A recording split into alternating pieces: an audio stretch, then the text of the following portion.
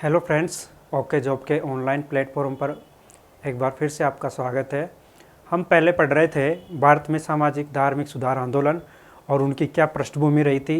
इसी में आगे बढ़ते हुए हमने राजा राम मोहन राय, केशव चंद्र सेन और भी बहुत सारी संस्थाएं समाज सुधारकों के बारे में पढ़ा था। अब हम आगे देखते हैं आर्य समाज और दयानंद सरस्वती। आर्य समाज और दयानंद सरस्वती जी ने समाज में एक नई विचारधारा को लाने के लिए, लोगों में नई जागृति, भारतीय समाज हिंदू धर्म संस्थाओं के बारे में जागृति लाने के लिए काम किया था। इन्होंने नीचे तबके के लोगों को महत्व दिया, नीचे तबके के लोगों को एक मुख्य धारा में लाने के काम किया, जैसे शूद्रों को और महिलाओं को एगोपवित धारण करने। इसके साथ साथ इन्होंने महिलाओं के लिए वैदिक धर्म अपनाने के लिए बात की गई थी। सभी शुद्धि आंदोलन चलाया, जैसे ईसाई या इस्लाम धर्म जिन्होंने स्वीकार कर लिया था, उसके बाद में उनको वापस अपने धर्म में आने के लिए बात कही।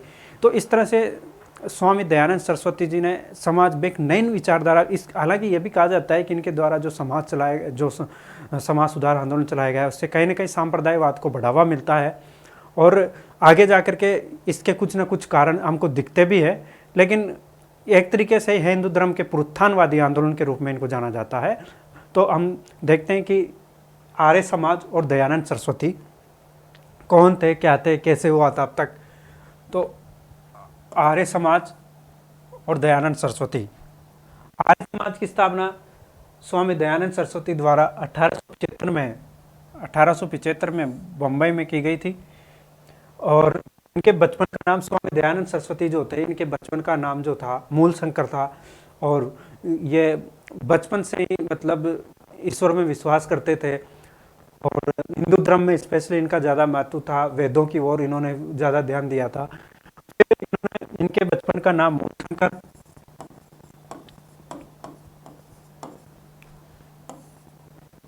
नाम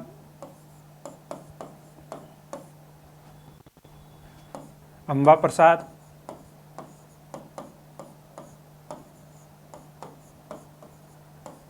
और माता का नाम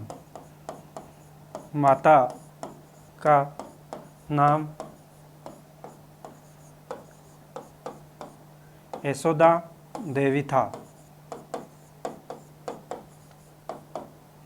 इनका जन्म 1824 में गुजरात के मोरबी जिले के टंकारा कस्बे में हुआ था।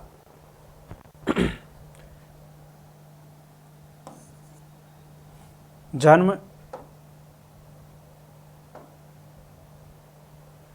1824 में गुजरात के मोरबी जिले के टंकारा कस्बे में इनका जन्म हुआ था। इन्होंने आर्य समाज नामक एक संस्था थी, उसकी स्थापना की और स्त्री शिक्षा, विधवा विवाह और बहुपत्नी प्रथा को इन्होंने मतलब महत्व दिया। बहुपत्नी प्रथा को नहीं दिया, विधवा विवाह को इन्होंने महत्व दिया था। बहुपत्नी प्रथा का इन्होंने विरोध किया था और इन्होंने वेदों को शुद्ध रूप से भारतीय हिंदू धर्म ग्रंथों के रूप में स्वीकार किया, वेदों की सुरक्षता को स्वीकार किया।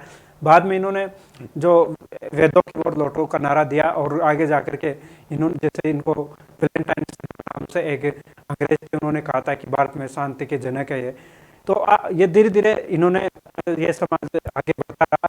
इन्होंने हिंदी पर और स्वदेशी पर, स्वामी दयानंद सरस्वती जी जो थे, इन्होंने हिंदी को एक राष्ट्र भाषा अपनाने के लिए बहुत जोर दिया था और कहा था कि हिंदी को राष्ट्रभाषा होनी चाहिए। इसके बाद इन्होंने कहा कि स्वदेशी होनी चाहिए, स्वदेशी पर इन्होंने बल दिया, जैसे स्वराज्य, स्वदेशी, स्वधर्म पर इन्होंने बल दिया। इन्होंने एक बार कहा भी था कि बुरे से बुरे, अर्थात बुरे से बुरा जो स्वदेशी राज्य होता है वो अच्छे से अच्छे विदेशी राज्य से अच्छा है।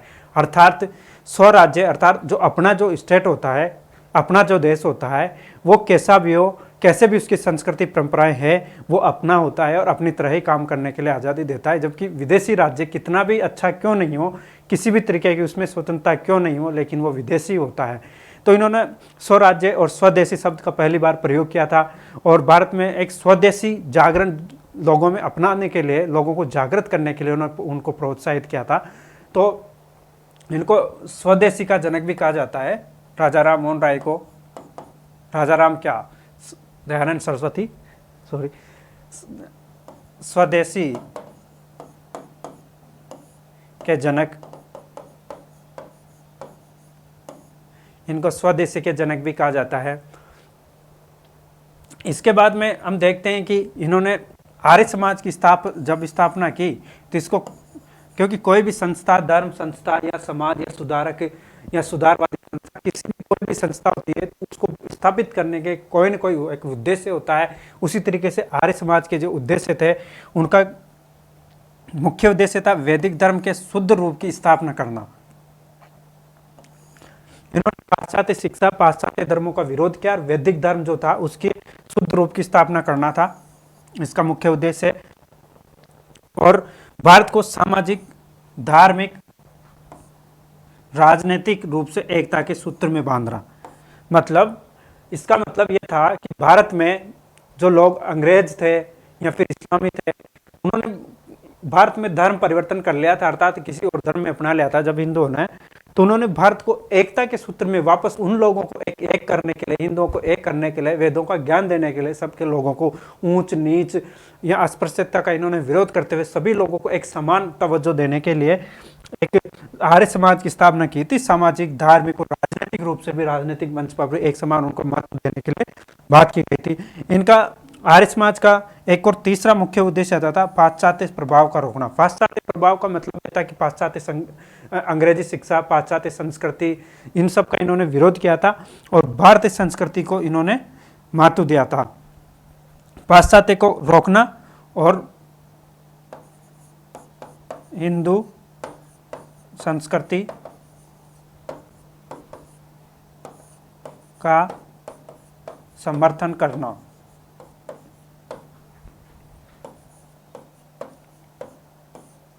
हिंदू संस्कृति का समर्थन करना।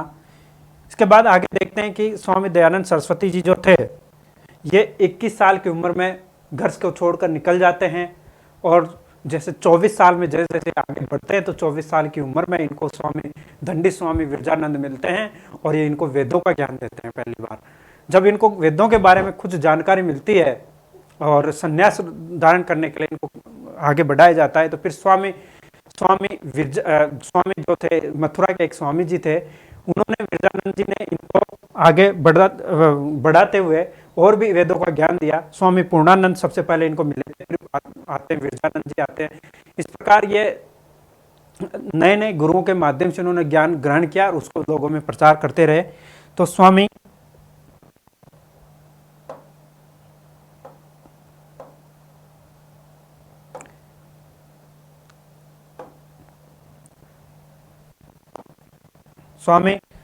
विरजानंद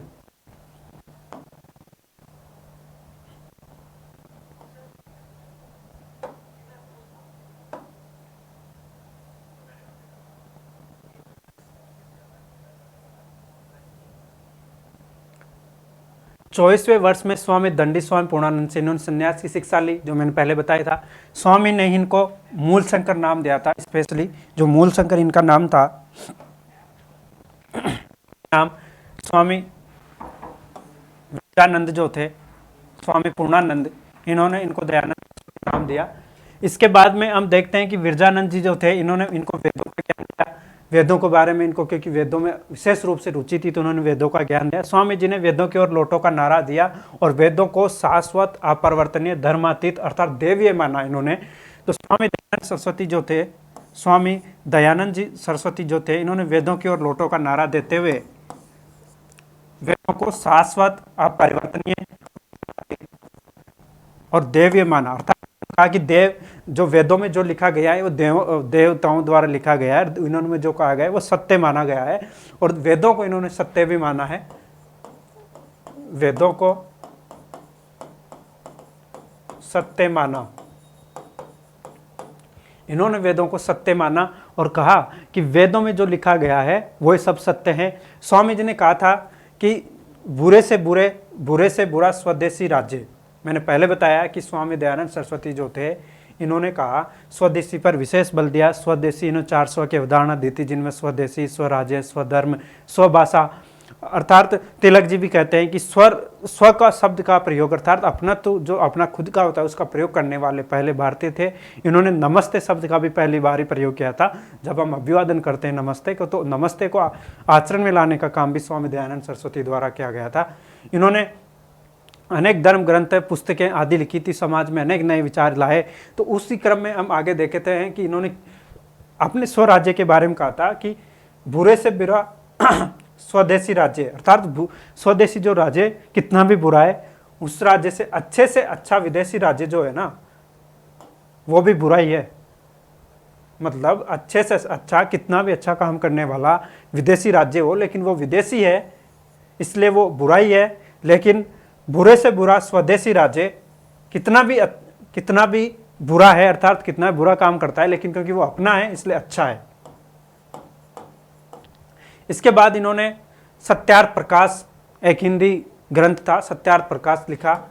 और वे पहले भारतीय थे जिन्होंने कहा था कि वे पहले भारतीय थे जो भारतीयों के लिए काम करते थे। अर्थात स्वामी श्रीमती एनी बेसेंट ने कहा था कि वे पहले भारतीय थे जिन्होंने कहा था कि भारत भारतीयों के लिए, अर्थात इसमें रहने वाले लोग जो भारत है वो भारतीयों के लिए ही है और इसमें बाहरी लोगों का तवज्जो नहीं था। इसीलिए उन्होंने वेदों की संस्कृति जो थी भारत की, वेद ज्ञान विज्ञान संस्कृति, उनको इन्होंने महत्व दिया।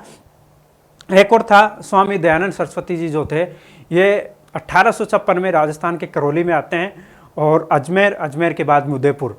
तो इन्होंने स्वामी जी, इनके राजस्थान में बहुत राजा महाराजा भी अनुयायी थे, जैसे उदयपुर के महाराजा सज्जन सिंह हो गए और इसके बाद में शाहपुरा के राव नाहर सिंह हो गए। इस तरीके से स्वामी दयानंद सरस्वती जी ने लोगों में और उसके समाज में और वहाँ के नेताओं में भी जागृति पैदा करने का काम किया था, जिनमें सबसे पहले आते हैं उदयपुर के महाराणा सज्जन सिंह। तो उदयपुर के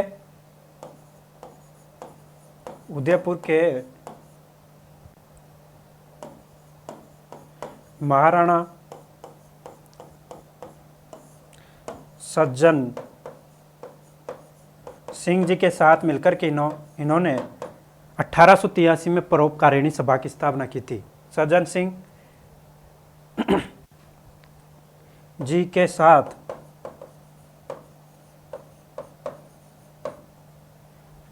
परोपकारिणी सभा की स्थापना 1883 में परोपकारिणी,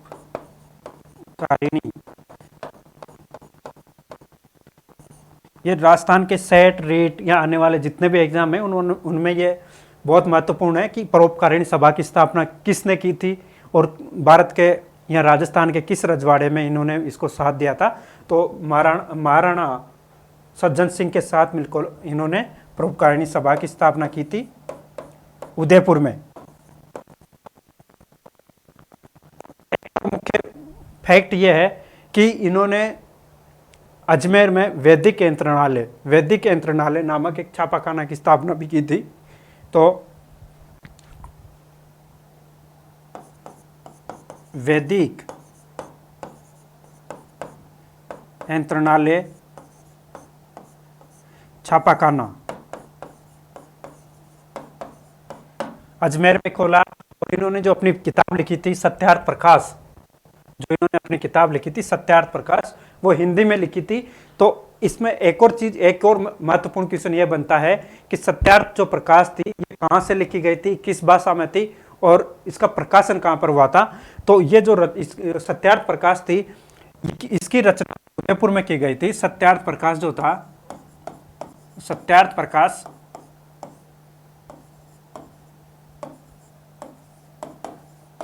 प्रकाश की जो किताब थी उनकी रचना तो उदयपुर में की गई थी,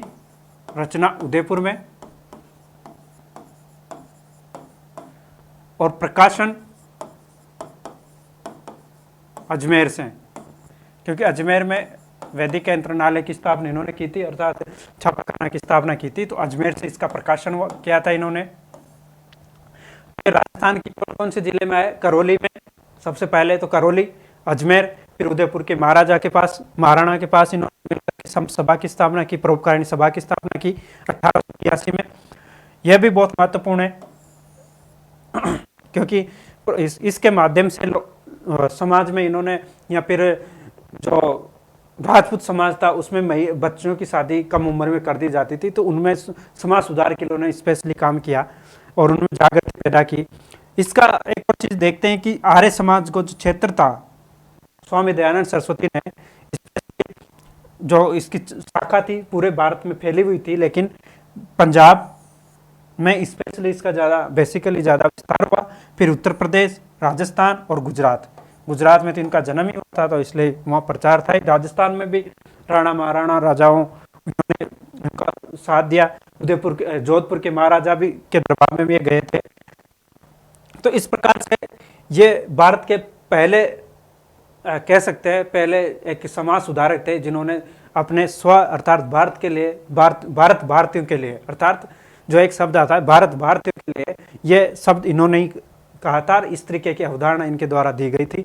इसके बाद में हम आगे देखते हैं कि ये जो आर्य समाज है आगे बढ़ता बढ़ता अनेक शाखाओं में विभाजित हो जाता है। जब 1892 में ये जब इनकी डेथ हो जाती है, जोधपुर के महाराजा जगत सिंह जो थे, जोधपुर के महाराजा जगत सिंह जी जो जसवंत सिंह जी जो थे, उनकी पासवान की नंदी बाई, उनका क्योंकि ये उनके साथ मतलब ऐसी अवस्था में थे जिसके कारण उनको स्वामी दयानंद सरस्वती जी को क्रोध आ गया, उनको थोड़ा सा डांट फटकार भी लगाई।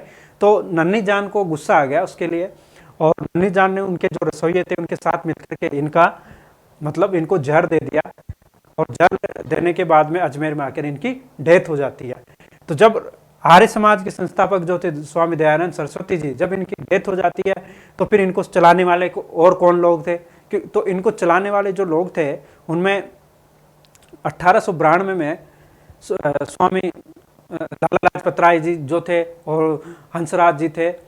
ये दो भागों में विभाजित होता था 1893 में। इसका कारण, एक मुख्य कारण ये होता है कि आर्य समाज में सभी तरीके के लोगों को, और सभी स्त्री हो गई, शूद्र हो गए, उच्च वर्ग हो गए, इसमें सबको महत्व दिया जाता था बराबर का।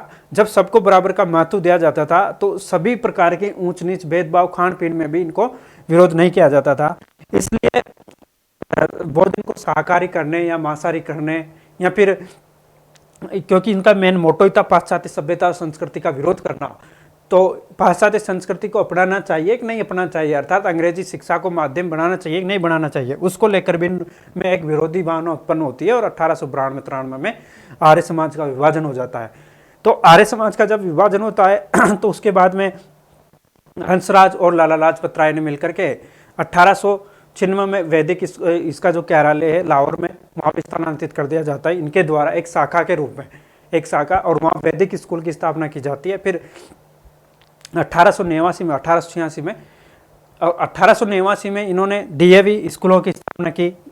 डीएवी दयानंद एंग्लो कॉलेज जो होती है उनकी स्थापना की। इस प्रकार ये कहा जा सकता है कि एक जो पक्ष था, इनका एक पक्ष था वो पाश्चात्य शिक्षा को समर्थित करता था, और एक पक्ष था जो इसका विरोध करता था। और इसका जो विरोध करने वाले थे वो स्वामी श्रद्धानंद थे, स्वामी श्रद्धानंद और स्वामी लेखराम थे।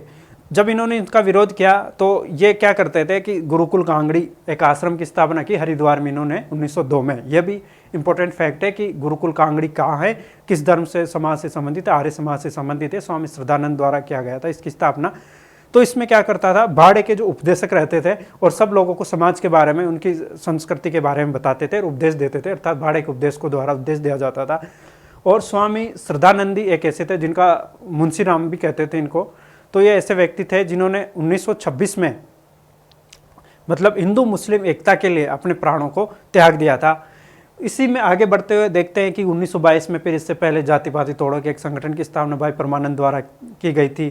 तो और फिर कहते हैं कि इन्होंने स्वदेशी के लिए 4 अवधारणाएं दी जो मैंने पहले बताया, स्वभाषा, सौर जागरण।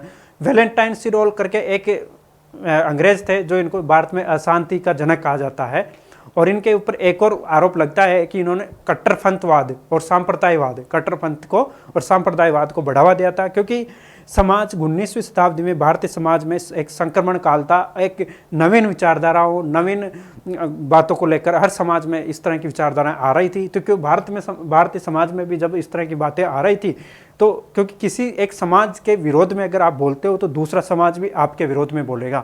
तो जब स्वामी दयानंद सरस्वती जी ने हिंदू धर्म को या वेदों को आगे बढ़ाने के लिए, अर्थात भारतीय संस्कृति में उन्हीं को, क्योंकि हर चीज़ वेदों से तुलना करते थे, तो इस सिमिलर धर्म जो थे, जैसे इस्लाम हो गया, ईसाई धर्म हो गया, उनमें भी एक जागृति पैदा होती है। और इस्लाम धर्म भी इसके समकालीन चलता रहता है, समकालीन चढ़ता है। और वो भी हिंदुओं का, जैसे एक सर सैयद अहमद खां थे, उनके द्वारा आंदोलन शुरू किया जाता है, फिर वो विरोध करना शुरू करते हैं। इस तरीके से एक तरीके से इन्हें कट्टरपंथवाद, सांप्रदायवाद को बढ़ावा देने का इनके ऊपर आरोप लगता है 19वीं शताब्दी में। तो क्योंकि फिर हम देखते हैं कि जैसे तिलक जी की क्रांति आती है, तो उन्होंने तिलक जी द्वारा गणेश उत्सव, इस तरह की, और शिवाजी उत्सव मनाए जाते हैं हिंदू धर्म से को मानने वाले। तो ये एक संप्रदाय को बढ़ावा देने के लिए काम करते हैं। उसी तरीके से आगे बढ़ते हैं इसी क्रम में। और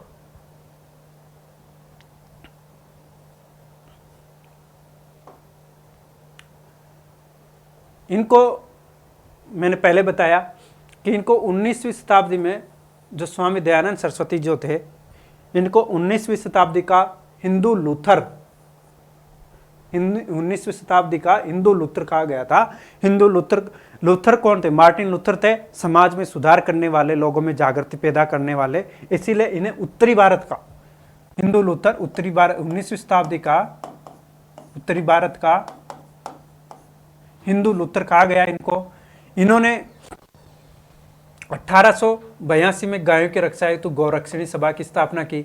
ये सब जितने भी फैक्ट है, ये आने वाले जितने भी एग्जाम है उनके लिए बहुत महत्वपूर्ण फैक्ट्स है। इनको आप एग्जाम देने के बाद में एक बार मिलाना कि कितने इंपॉर्टेंट फैक्ट्स है ये। अभी आप इनको अगर कंसिडर करते हो, अगर नोट करते हो, तो मुझे लगता है आने वाले एग्जाम में आपके लिए फायदेमंद होगा। क्योंकि सामाजिक और धार्मिक सुधार आंदोलन हर एग्जाम में है। मॉडर्न इंडियन हिस्ट्री तो आती है, इसके साथ ही सामाजिक और धार्मिक सुधार आंदोलनों से बहुत महत्वपूर्ण क्वेश्चन आते हैं। वो भी स्वामी दयानंद सरस्वती और स्वामी विवेकानंद जी, राजा राम मोहन राय जी, सत्यशोधक समाज जी, वाईकॉम सत्याग्रह, इस तरह की संस्थाएं जो थी भारतीय समाज में जो चल रही थी अब तक की, समाज सुधारक आंदोलन, समाज में क्या क्या सुधार किए गए, उनसे कहीं ना कहीं 2 या 3 क्वेश्चन हमेशा आते हैं, हर एग्जाम में आते हैं। किसी भी तरीके का एग्जाम हो, RS हो या फिर भारत में 2nd grade, 1st grade, even की रीट, सेट जो एग्जाम अभी आने वाला है, इनमें, इन सब एग्जामों में यहाँ से क्वेश्चन आते हैं। तो इनको आप फैक्ट्स को स्पेशली नोट करते जाना। तो मैंने पहले कहा है कि 19वीं शताब्दी का भारतीय हिंदू लूथर किसे कहा गया है? तो हिंदू लूथर कहा गया है स्वामी दयानंद सरस्वती को। इन्होंने गौरक्षणी सभा की स्थापना की 1882 में।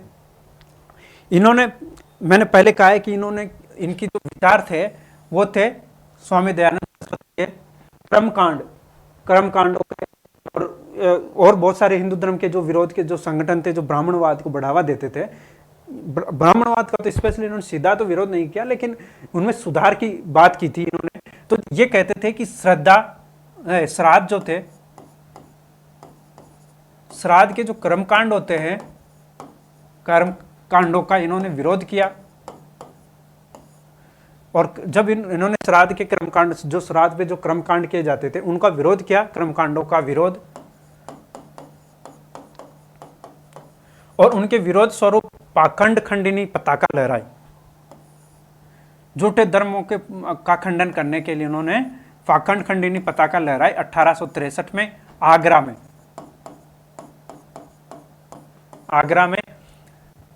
मैंने पहले बताया कि इनकी मृत्यु नन्ही जान जो थी, महाराज जसवंत सिंह, उनकी पास थी नन्ही जान। इसके बारे में महाराजा, जोधपुर के महाराजा जसवंत सिंह जी की पासवान, इनके द्वारा जहर देने पर 30 अक्टूबर 1883 को अजमेर में इनका देहांत हो जाता है।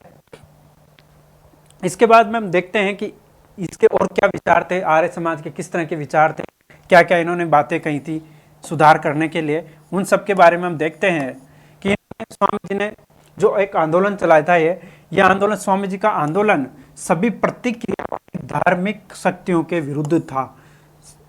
धार्मिक शक्तियां जो थी, जो भी जितनी भी प्रतिक्रियावादी शक्तियां थी, अर्थात इन्होंने हिंदू धर्म का विरोध नहीं किया है, लेकिन हिंदू धर्म में सुधार की बात कही है।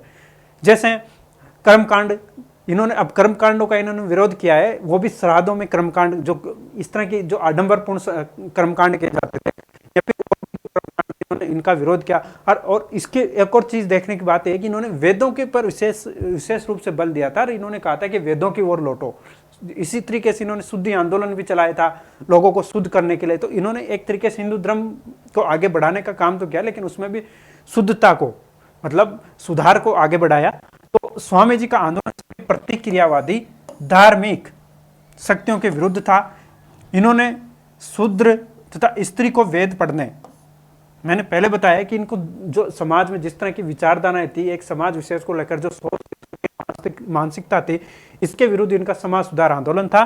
तो उन्होंने शूद्रों को भी आगे बढ़ने, मुख्य धारा में लाने, और ऋषियों को भी वेद पढ़ने, इसके बाद और यज्ञोपवीत धारण करने, यज्ञोपवीत जो होती है वो धारण करने के लिए इन्होंने आंदोलन चलाया था। इन्होंने आत्मा की जो अमरता, अर्थात इन्होंने कहा है कि आत्मा अमर है, मरती नहीं है, और पुनर्जन्म, आदमी और इंसान का पुनर्जन्म होता है।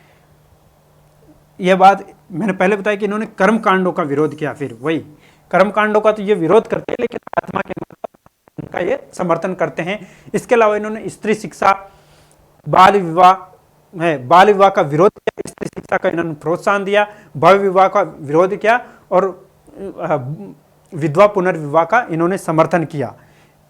इसी प्रकार से एक और महत्वपूर्ण बात आती है, यह जो टॉपिक है, या फिर कह सकते हैं लाइन बहुत इंपॉर्टेंट है, कि आर्य समाज ने लड़कों के लिए 25 वर्ष विवाह की आयु निर्धारित की और लड़कियों के लिए 16 वर्ष। अर्थात आर्य समाज ने लड़के लड़कियों के लिए विवाह करने के लिए एक न्यूनतम आयु सीमा निर्धारित की, जिसकी थी लड़कों के लिए 25 वर्ष और लड़कियों के लिए 16 वर्ष। इसके बाद हम आगे देखते हैं कि ये पुराणों का भी विरोध करते हैं। स्वामी दयानंद सरस्वती जो थे, ये पुराणों का विरोध करते हैं, और पुराणों को इन्होंने दुष्ट आत्माएं कहा है। इन्होंने पुराणों को दुष्ट आत्माएं कहा, पशु बलि और बहुदेववाद का विरोध किया, और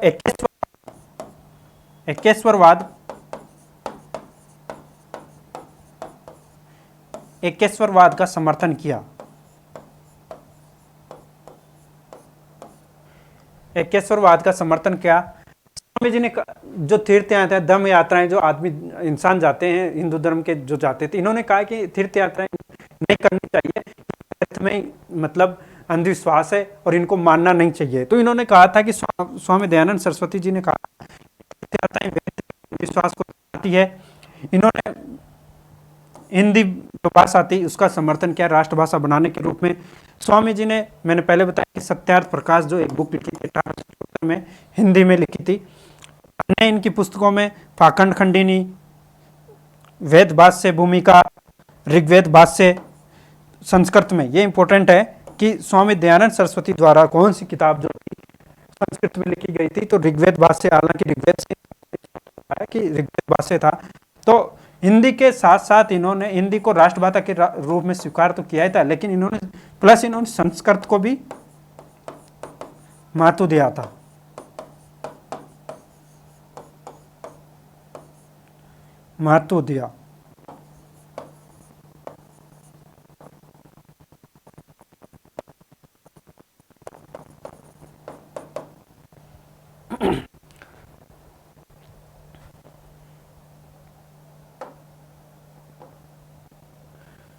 आगे देखते हैं 1889 में स्वामी दयानंद सरस्वती की जब निधन हो जाता है, तो उसके बाद में इनको संचालित करने वाले, मैंने बताया कि अंशराज थे और लाला लाजपत राय थे, उनके द्वारा डीएवी कॉलेज की स्थापना की गई लाहौर में।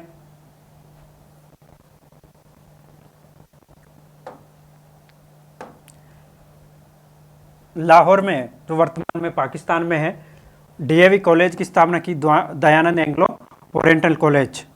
डीएवी कॉलेज की स्थापना की दयानंद एंग्लो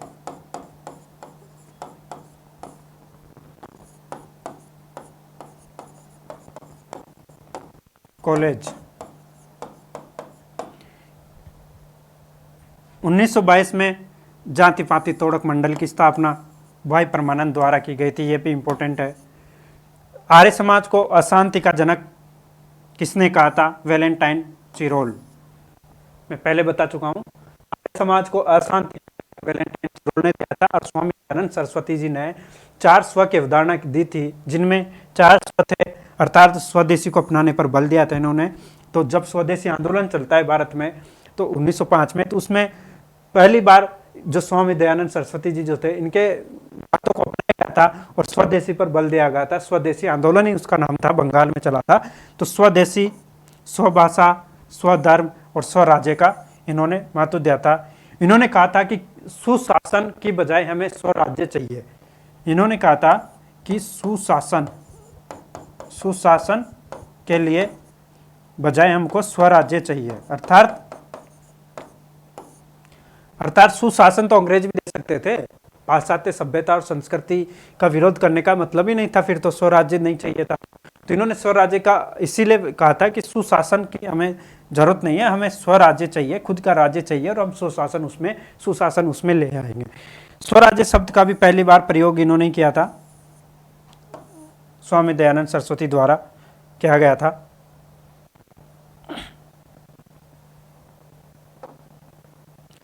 आगे देखते हैं।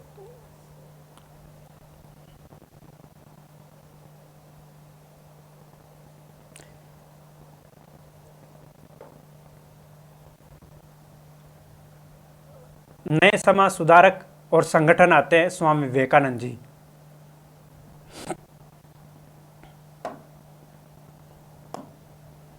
स्वामी विवेकानंद जी वो आदमी थे जिन्होंने भारत के या हिंदू धर्म को संरक्षक के रूप में जाना जाता है। हिंदू धर्म को विश्व पटल पर भारत लोगों, क्योंकि भारत के बारे में ऐसी ऐसी बातें कही जाती थी, या फिर कह सकते हैं फॉरेनर्स के द्वारा, यहाँ इंग्लैंड से जो भी पादरी बैप्टिस्ट आते हैं, मिशनरीज आते थे, भारत को ईसाई धर्म में परिणत किया गया था। इससे पहले मुगल आए, मुगलों से पहले और भी आते रहे, तो उन्होंने भारतीय लोगों को दूसरे धर्म में कन्वर्ट करने का काम किया था।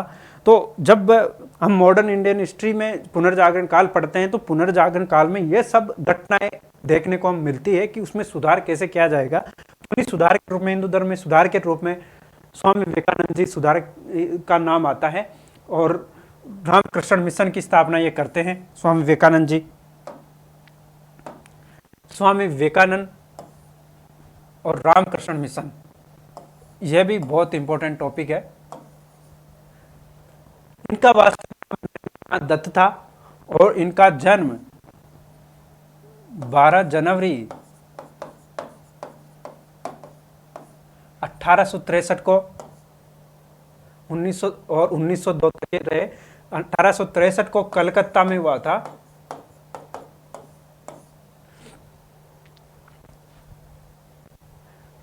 ये शुरू से बहुत मेधावी थे। इनके बारे में कहा जाता है कि इनका जो आईक्यू लेवल था हमेशा से बहुत स्ट्रॉन्ग था, लेकिन इनका कहीं न कहीं इतना ध्यान नहीं लगा, तो इन्होंने हिंदू धर्म के लिए काम करना शुरू किया। और इनके एक गुरु थे आचार्य रामकृष्ण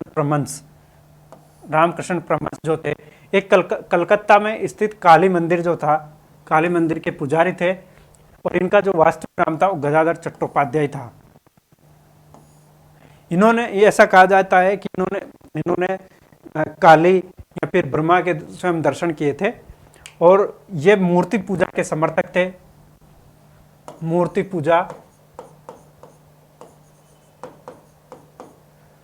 पूजा के ये समर्थक थे, और बहुदेववाद के भी समर्थक थे।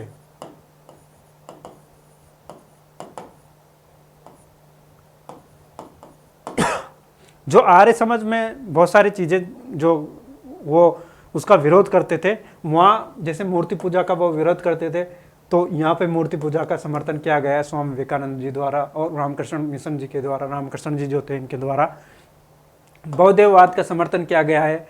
इसके बाद में हम देखते हैं कि स्वामी विवेकानंद जी जो थे, ये भारतीय समाज में जैसे जैसे इनको आगे बढ़ते हैं, तो इन्होंने जागृति पैदा की। गंगाधर चट्टोपाध्याय, जब इनका डेथ हो जाती है गंगाधर चट्टोपाध्याय की, तब ये स्वामी जी इनके विचार थे उनको प्रसार करने का जिम्मा उठाते हैं और भारत में भ्रमण करते हैं। उसी तरीके में, उसी कड़ी में आगे बढ़ते हुए हम देखते हैं कि ये खेतड़ी झुंझुनू आते हैं और वहाँ के महाराजा से जब मिलते हैं, क्योंकि इनके मित्र थे खेतड़ी के महाराजा, खेतड़ी के महाराजा, खेतड़ी के महाराजा से मिले और खेतड़ी के महाराजा ने इनका नाम नरेंद्र नाथ दत्त से, इनका नाम स्वामी विवेकानंद रखा। नरेंद्र नाथ दत्त से स्वामी विवेकानंद रखा। इसके बाद ये 11 सितंबर 1893 को विश्व धर्म सम्मेलन होता है। विश्व धर्म सम्मेलन जो अमेरिका के न्यूयॉर्क में होता है, उसमें भारतीय धर्म के एक प्रतिनिधि, हिंदू धर्म के एक प्रतिनिधि के रूप में जाते हैं वहाँ पर, और इनको एक पंक्ति में बिठा दिया जाता है, क्योंकि भारत को लेकर पहले ही उनके मन में एक विचार था कि भारत के लोग इतने समझते नहीं हैं, इतने धर्म को लेकर इतने जानकार भी नहीं हैं। तो इनको बोलने के लिए लगभग ऐसा कहा जाता है कि 5 मिनट का समय दिया गया था। खेतड़ी के महाराजा के सुझाव पर इनका नाम स्वामी विवेकानंद रख दिया गया था। ये तो हमने देख लिया। इसके बाद शिकागो सम्मेलन में स्वामी जी के बारे में जब इन्होंने अपनी बात को रखा शिकागो सम्मेलन में, वो अपनी बात को स्टार्ट करते हैं कि भाइयों और बहनों के शब्द से संबोधित करते हैं, भाइयों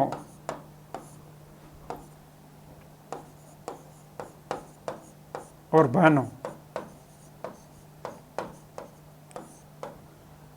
तो जो समाचार पत्र थे या पूर्वाग्रह से ग्रसित जितने भी समाचार पत्र थे विदेशी मीडिया के, उन सब ने देखा है कि भारत में तो इतने शिक्षित लोग हैं, इतने समझदार लोग हैं, वो इतना अच्छे शब्दों का उच्चारण करने वाले लोग हैं, लेकिन अपन पहले से ही उसको ऐसे मान बैठे हैं कि भारत में समझदार लोग ही नहीं है, भारत के लोग जानते ही नहीं है कुछ भी। तो एक समाचार पत्र था न्यूयॉर्क, उन्होंने स्वामी विवेकानंद और भारत के बारे में कहा कि स्वामी विवेकानंद जी को सुनने के बाद हमें यह लगता है कि भारत जैसे ज्ञान संपन्न देश में अपने धर्म प्रचारक बेचना एक मूर्खतापूर्ण कार्य है। अर्थात वो समझते हैं कि हम मतलब मूर्ख है जो वहां पे धर्म प्रचारक बेचते हैं। तो स्वामी विवेकानंद जी वो इंसान है जिन्होंने भारतीय धर्म को, भारतीय संस्कृति को, भारतीय सभ्यता को विश्व पटल पर एक साथ उसको सम्मानित करने के लिए, उसके सामने झुकने के लिए लोगों को मजबूर कर दिया। इसके बाद में ये अमेरिका में फिर जाते हैं, हालांकि 1894 में, उसके बाद में इन्होंने वेदांत सोसाइटी की स्थापना की, बहुत सारी संस्थाओं की स्थापना करती है, लेकिन इसका सबसे पहले शिकागो सम्मेलन में गए थे। तो उसके बाद में इन्होंने वेदांत सभाओं की स्थापना की 1894 में, यहाँ पे 1894 में आएगा, 1894 में वेदांत सभा की स्थापना की न्यूयॉर्क में। और 1897 में जब भारत आए ये अमेरिका से, तो रामकृष्ण मिशन की स्थापना की और 2 मठों की भी स्थापना की इन्होंने कलकत्ता में, जिनमें एक था वेलूर और मायावती।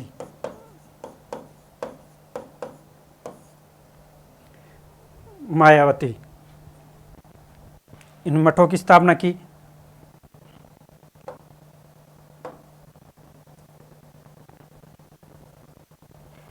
स्वामी दयानंद सरस्वती ने अपने विचारों को और आगे लोगों में प्रचारित करने, उसके लिए इन्होंने अनेक पुस्तकें, समाचार पत्र भी लिखे। जैसे कलकत्ता में एक बेलूर मठ तो मैंने बता दिया कि स्थापित किया इन्होंने। स्वामी जी ने मैं समाजवादी हूँ किताब लिखी, अर्थात समाज के पक्षधर, समाज के सब लोगों को मिलाकर सबके लिए काम करने के लिए एक इसमें बात कही गई है। इसके बाद में हिंदूवाद को, नवीन हिंदूवाद को प्रेरणता इनको कहा जाता है। नवीन हिंदूवाद जो था, नवीन हिंदुओं के प्रेरणता इनको कहा जाता है। इनकी एक किताब थी न्यू हिंदुइज्म, न्यू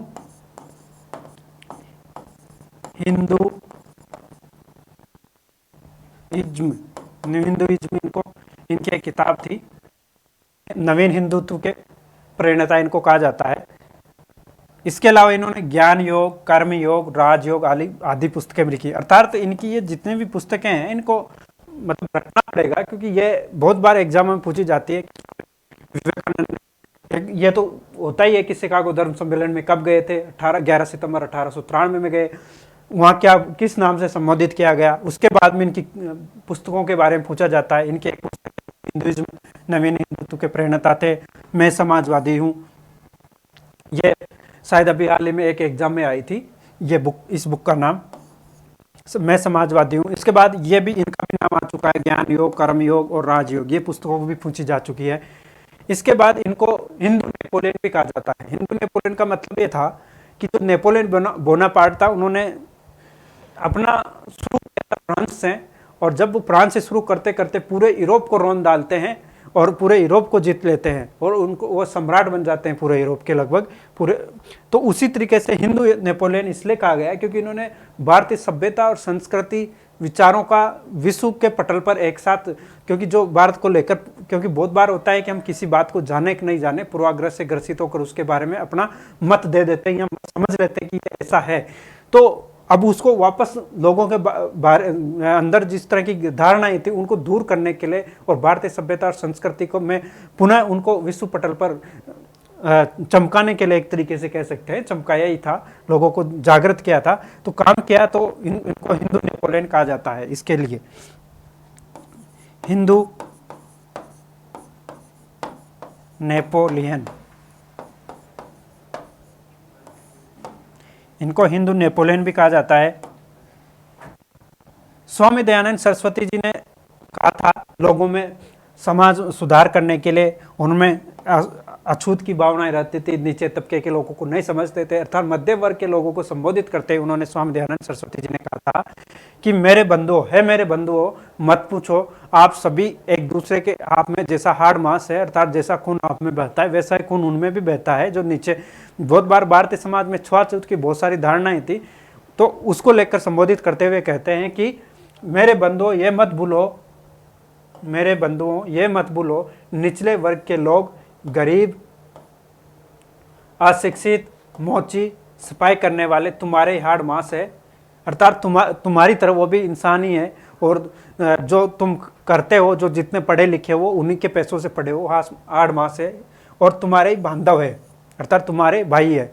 इन्होंने फिर एक और बात कही थी कि मैं उस स्वतंत्र राज्य को कभी भी स्वतंत्र नहीं समझता हूँ, या फिर उनको शिक्षित लोगों को भी शिक्षित नहीं समझता हूँ जो अपने पड़ोस में मतलब लोग भूखे हैं और खुद मतलब खाना खा के या फिर उनकी हेल्प न करें। एक कहने का मतलब ये था कि जो लोग शिक्षित हो जाते हैं, शिक्षित होने के बाद में उनको अपने समाज से, अपने संस्कृति से मतलब नहीं रहता है, दूसरे जो लोग थे उनको समझाते नहीं है, अगर शिक्षित नहीं करते तो वो एक पाप के भागीदारी होते हैं, अर्थात वो पाप, उनको बहुत बड़ा पाप लगता है। इनका कहने का मतलब ये था। तो उन्होंने फिर ये भी कहा, क्योंकि वो जो पढ़ने वाले जितने भी अभी जैसे कोई भी समाज है, संस्कृति या कोई भी धर्म ग्रंथ है, उनके माध्यम से लोगों में इसी तरह के विचार जाएंगे, क्योंकि बहुत सारे लोग होते हैं जो पढ़ तो लेते हैं लेकिन वो समाज में संस्कृति का फैलाव नहीं करते हैं। तो भाई जो भी विचार होते हैं उनको समझाओ, नीचे लोगों की हेल्प करो। तो ये बात इन्होंने कही थी। इसके बाद में इन्होंने आगे कहा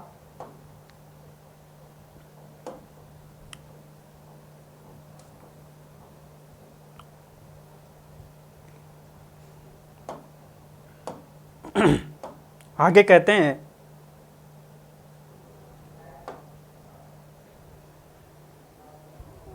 क्योंकि इन्होंने भारतीय समाज और संस्कृति में नवीन विचारों को जब जागृत किया, एक दर्शन के रूप में लोगों के सामने लाए और दर्शन उनको बताया, तो सुभाष चंद्र बोस जो थे, इन्होंने स्वामी जी को आधुनिक राष्ट्रीय आंदोलन का आध्यात्मिक पिता कहा। स्वामी दयानंद सरस्वती जी जो थे, इन्होंने स्वामी जी को, दयानंद सरस्वती, स्वामी विवेकानंद जी को आधुनिक राष्ट्रीय आंदोलन का आध्यात्मिक पिता कहा सुभाष चंद्र बोस ने। और इनको द्वारा 2 समाचार पत्रों का भी प्रकाशन किया गया, जिनमें प्रबुद्ध भारत अंग्रेजी में और प्रबोधन बंगाली में। थियोसॉफिकल सोसाइटी, इसके बाद में एक नया सामाजिक संगठन आता है, थियोसॉफिकल सोसाइटी। इससे पहले हम स्वामी विवेकानंद जी के बारे में 2-3 पॉइंट और देखते हैं कि स्वामी विवेकानंद जी ने युवाओं को संबोधित करते हुए कहा जाता है कि वह जो है भारतीय सभ्यता और संस्कृति के इस लोहे के स्नायु और तंत्र है, स्नायु तंत्र है, जब तक ये आगे नहीं बढ़ेंगे, युवा जब तक आगे नहीं बढ़ेगा और जब तक समाज को एक लीडर की भूमिका में नहीं लाएंगे, खुद लीडर न बनेंगे लोगों को जागृत करने के लिए, तब तक समाज आगे नहीं बढ़ेगा। इसके बाद में इन्होंने आगे एक और बात कही थी कि जब तक जो लोग कर्म कांडों में, भाई आडंबरों में जितना विश्वास करता जाएगा, उतना ही वो मतलब अशिक्षा और गरीबी से जकड़ता जाएगा। इस तरह की स्टेटमेंट भी स्वामी विवेकानंद जी द्वारा लोगों को जागृत करने के लिए, समझाने के लिए कहे गए थे। आगे हम देखते हैं थियोसॉफिकल सोसाइटी। थियोसॉफिकल सोसाइटी की स्थापना 1875 में अमेरिका में की गई थी। मैडम HP ब्लावत्स्की जो और HP अलकाट द्वारा अमेरिका के न्यूयॉर्क शहर में। इसके बाद में इन्होंने 1886 में जो अपना अंतर्राष्ट्रीय कार्य था वो अडियार, जो महाराष्ट्र में, महाराष्ट्र क्या मद्रास में है, वहाँ पे स्थानांतरित कर दिया। थियोसॉफिकल सोसाइटी का मुख्य उद्देश्य यह था कि प्राच्य धर्म, इन्होंने क्या था, जो भारतीय धर्म की जितने भी रूढ़ियाँ या कुरीतियाँ, उनका इन्होंने समर्थन किया था। सती प्रथा, जैसे इन्होंने सती प्रथा का समर्थन किया था। तो प्राच्य धर्मों का तुलनात्मक अध्ययन करना, और इन्होंने सती प्रथा का समर्थन किया। इन्होंने सती प्रथा का समर्थन किया। हिंदू धर्म के आध्यात्मिक दर्शन, कर्म सिद्धांत, आत्मा के पुनर्जन्म, इन सब का समर्थन किया। श्रीमती एनी बेसेंट 1907 में अध्यक्षता करती है और बनारस में ये सेंट्रल स्कूल की स्थापना, हिंदू स्कूल की स्थापना करती है 1898 में। और ये आगे चल करके 1916 में मदन मोहन मालवीय जी के प्रयत्नों से बनारस हिंदू यूनिवर्सिटी, जो आज BHU के नाम से जाने जाती है, बनारस हिंदू यूनिवर्सिटी, उसी का स्थान पर सेंट्रल यूनिवर्सिटी की स्थापना की जाती है। पहले स्कूल की, उसके बाद में उसी के स्थान पर बनारस हिंदू विश्वविद्यालय की स्थापना की जाती है मदन मोहन मालवीय जी के प्रयत्नों से। जयपुर के महाराजा माधव सिंह ने भी इनको बनारस हिंदू यूनिवर्सिटी के लिए 5 लाख रुपए की सहायता की थी। तो इस प्रकार हम देखते हैं कि और भी विदेशी सामाजिक संगठन भी थे जिन्होंने भारतीयों के लिए समाज सुधार के लिए काम किया था, भारतीय सभ्यता, गौरवशाली अतीत के बारे में जानकारी के लिए काम किया था। इसमें एक कड़ी में आगे अन्य सामाजिक संगठन और भी थे। इनमें धर्म सभा, जिसकी स्थापना राधाकांत देव द्वारा 1830 में की गई थी। राधाकांत देव द्वारा इसका स्थापना करने का एकमात्र कारण था, या जिस तरह से थियोसॉफिकल सोसाइटी ने भारतीय जितनी भी प्राचीन परंपराएं थी उनका समर्थन करने का काम किया, वैसे ही धर्म सभा नामक संगठन ने भी सती प्रथा को समाप्त करने का विरोध किया और सामाजिक और धार्मिक मामलों को यथास्थिति, अर्थात उनको जैसे जैसे अभी सामाजिक, धार्मिक, सांस्कृतिक संगठन या संस्कृति परंपराएं जो चली आ रही है उनको यथास्थिति रखने के लिए कहा था। इस प्रकार, क्योंकि ये भी महत्वपूर्ण है, ये जितने संगठन है जो बहुत महत्वपूर्ण है, सबको स्टार लगाना है। भारत धर्म महामंडल, ये भी बहुत बार पूछा गया है। इसकी स्थापना स्वामी पंडित दीनदयाल शर्मा द्वारा की गई थी। हरिद्वार में स्थापना की गई थी, जबकि मुख्यालय था इसका वाराणसी में 1887 में। ये एक पौराणिक हिंदू धर्म समर्थक संगठन था। वही बात आ जाती है कि जब धर्म में सुधार चलता है या भी किसी भी सभ्यता संस्कृति में सुधार होता है तो उसको मानने वाले जो लोग हैं उनमें तीव्र प्रतिक्रिया होती है, और तीव्र प्रतिक्रिया होती है तो कुछ लोग जो अपनी परंपराएं उन्हीं को उसी तरीके से चलाने के लिए पक्षधर होते हैं और कुछ उन्हीं परंपराओं में सुधार करने के पक्षधर होते हैं। तो उसी प्रकार से धर्म सभा एक सती प्रथा को समाप्त करने का जो काम किया गया था उसके विरोध में स्थापित किया गया राधाकांत देव द्वारा। उसी तरीके से भारत धर्म महामंडल भी पौराणिक हिंदू धर्म ग्रंथ जो थे, जैसे स्वामी दयानंद सरस्वती ने हिंदुओं को दुष्ट आत्मा, पुराणों को दुष्ट आत्माएं कहा था हिंदू धर्म ग्रंथों में पुराणों को, तो भारत धर्म महामंडल ने इनका समर्थन किया था पुराणों को, जो पुराणों में जो भारतीय धर्म की प्रशंसा की गई, ब्राह्मण धर्म था पुराणों में, उसका समर्थक थे। इसकी स्थापना पंडित दीनदयाल शर्मा द्वारा की गई थी। और वही बात आ गई, आर्य समाज को प्रत्युत्तर देने के लिए इसका गठन किया गया था। यह रूढ़िवादी शिक्षित हिंदुओं का संगठन था। रूढ़िवादी मतलब प्राचीन परंपराओं को मानने वाले, उनमें परिवर्तन न करने वाले था, चला आ रहा है वो वैसा ही रहे, उसका विरोध करे। और मुस्लिम लीग का विरोध करने वाले, मुस्लिम लीग, क्योंकि मुस्लिम लीग ने भी कट्टरपंथीता को बढ़ावा दिया था। कहीं ना कहीं भारत में एक मुस्लिम लीग की जो स्थापना की गई थी, भारत में समाज सुधार आंदोलन चल रहा था, उसी के पैरेलल मुस्लिम लीग भी चल रही थी, जो मुसलमानों में जागृति करने का काम कर रही थी। अर्थात कह सकते हैं एक तरीके से उन्होंने भी कट्टरपंथ को और सांप्रदायवाद को बढ़ावा दिया था। और तो जब दोनों तरीके से सांप्रदायवाद को बढ़ावा मिलेगा तो एटलीस्ट क्या होगा, वही विभाजन। तो इन्होंने मुस्लिम लीग का विरोध किया और मुस्लिम लीग इनका विरोध करती थी। इस तरह से एक दूसरे का जब संगठन विरोध करते हैं तो उनकी परिणति विभाजन के रूप में ही होती है। इसी प्रकार से एक संगठन आता है परमहंस मंडली। इसकी स्थापना 1849 में बंबई में की गई थी, दादोबा पांडुरंग और दुर्गा राम मेहता द्वारा, जिसके अन्य थे गोपाल हरि देशमुख। गोपाल हरि देशमुख थे। इन्होंने, दादोबा पांडुरंग जी ने धर्म विवेचन नामक एक किताब लिखी, जिसमें धर्म के बारे में, जो परंपरागत धर्म था हिंदू धर्म, उसके बारे में बात की गई थी। ध्यान प्रकाश जो इसकी पत्रिका थी, परमहंस मंडली की पत्रिका थी। इसी प्रकार इन्होंने थोड़ा सा एक सुधार के रूप में काम करते हुए जाति प्रथा के बंधन को तोड़ने का काम किया इन्होंने। परमहंस मंडली ने भी जाति प्रथा को, जो जातियों का भारत में जाति प्रथा शुरू से एक सुदृढ़ रूप में विद्यमान रही है, अर्थात इस बंधन को तोड़ने के लिए इन्होंने परमहंस मंडली की स्थापना की और विश्व बंधुत्व और एकेश्वरवाद का नारा दिया। इसी प्रकार से अनेक समाज सुधारकों में एक रहनुमाई मजदिया जैसा आता है, सत्यशोधक समाज आता है निम्न वर्ग के लिए, वाइकोम सत्याग्रह आता है। उनमें आगे चलते हैं।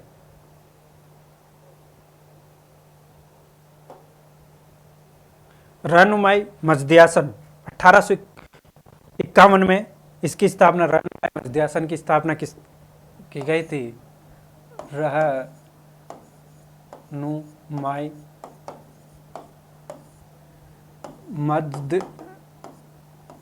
मजदयासन की स्थापना 1851 में की गई है।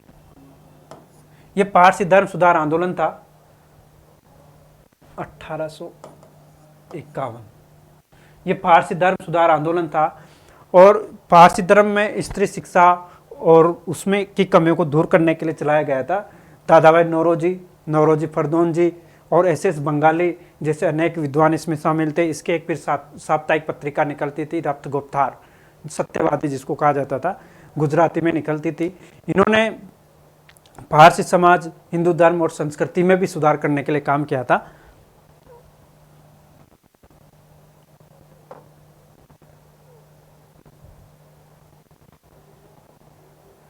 अन्य संगठन था देव समाज। देव समाज की स्थापना, यह भी इंपॉर्टेंट है, देव समाज की स्थापना शिव नारायण अग्निहोत्री द्वारा 1887 में लाहौर में की गई। इनकी एक पुस्तक थी जिसमें, जो देवशास्त्र नाम से जानी गई थी, इसमें महिला उत्थान का कार्य किया गया। सबसे महत्वपूर्ण जो आता है सत्यशोधक समाज। सत्यशोधक समाज की स्थापना ज्योतिबा फुले जी द्वारा की गई थी 1873 में महाराष्ट्र में। ये ज्योतिबा फुले द्वारा शुरू किया गया निम्न जातीय आंदोलन के लिए। इनकी पत्नी थी सावित्रीबाई, जो भारत में प्रथम महिला शिक्षिका के नाम से जाने जाती है। भारत की प्रथम महिला शिक्षिका कहा जाता है इनको। इन्होंने लोगों में जागृति करने के लिए, पाखंड आडंबर का विरोध करने के लिए गुलामगिरी नामक एक किताब लिखी 1872 में। ये किताब भी मुख्य है। इसके बाद में सत्यशोधक इन्होंने धर्म तृतीय रत्न अर्थात पुराणों का भंडाफोड़। पुराणों के अर्थात ब्राह्मणवाद के तीव्र आलोचक थे, करने वाले थे। इन्होंने सीधा पुराणों का विरोध किया था, ब्राह्मणवाद का विरोध किया था, पुराणों का भंडाफोड़ इन्होंने लिखा।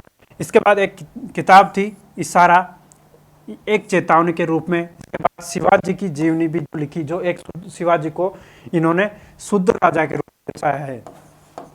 शिवाजी की जीवनी जो लिखी गई थी, इसमें शुद्ध राजा के रूप में शिवाजी को बताया गया है।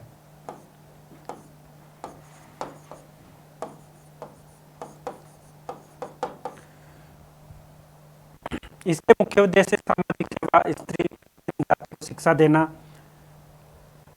इन्होंने संस्कृत, मैंने पहले बताया कि संस्कृत हिंदुत्व अर्थात जो ब्राह्मणवाद था उसका तीव्र विरोधी करने वाले थे, और अवसरवादी धार्मिक ग्रंथों को इन्होंने बुराइयां की, सीधी सीधी बुराइयां की थी अवसरवादी धार्मिक ग्रंथों में, यही या ब्राह्मणवाद जैसे पुराण हो गए और भी गीता, रामायण, महाभारत, इन सब का इन्होंने विरोध किया ज्योतिबा फुले जी ने।